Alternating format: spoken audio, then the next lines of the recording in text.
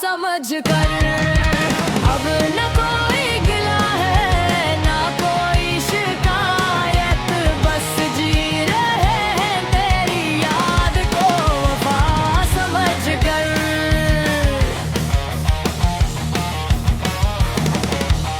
हर खुशी तेरे साथ जुड़ी हुई लगती थी, हर दुआ तेरी मुस्कुराहट से सजी हुई लगती थी।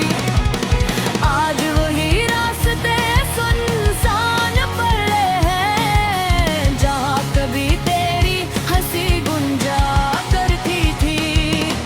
दिल अब भी तेरे लौटाने की आस रखता है, हर गुजरता लम्हा तेरा एहसास रखता है। लोग